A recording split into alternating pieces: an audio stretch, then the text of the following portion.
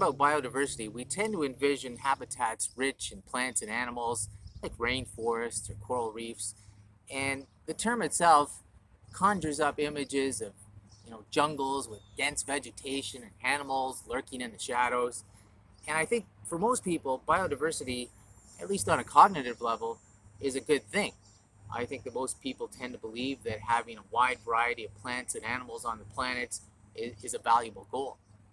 However, when it comes to urban environments, we don't always think about biodiversity in the same way. In fact, most city dwellers would prefer not to have mosquitoes, mice, dandelions, thistles in their lives. And for them, a lack of biodiversity in many ways makes life less complicated. And that kind of thinking manifests itself in the design of our schoolyards. We create habitats for students that are predominantly asphalt and grass. We might throw in a few flowers at the front of a school, scatter some trees around, but that's about it. There's a lack of biodiversity on school grounds on purpose, and with it a lack of educational diversity. There's not much in a soccer field to spark intellectual curiosity, but it sure is easy to maintain.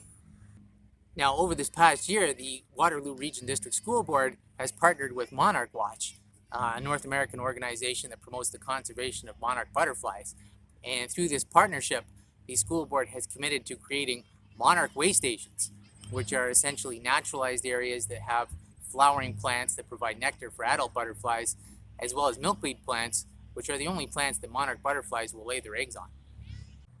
Now, these waystations will help improve the biodiversity of schoolyards and also provide students the opportunity to study a habitat that supports an endangered species.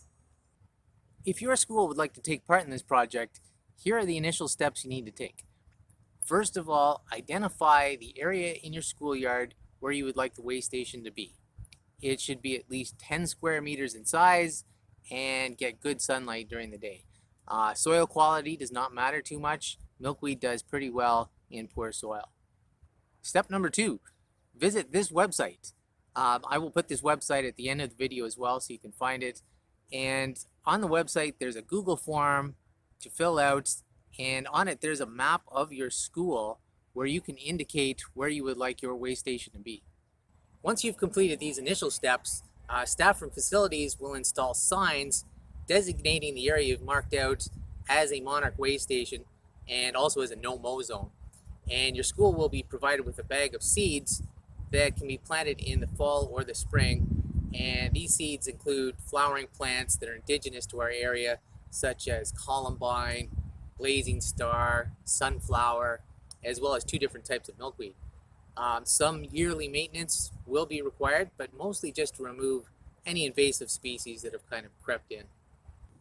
Although a 10 square meter garden represents less than 1/1000th the area of a typical schoolyard, by enhancing the plant diversity of the schoolyard, you immediately enhance the animal diversity of the schoolyard and enhance the educational diversity of the schoolyard, and on and on.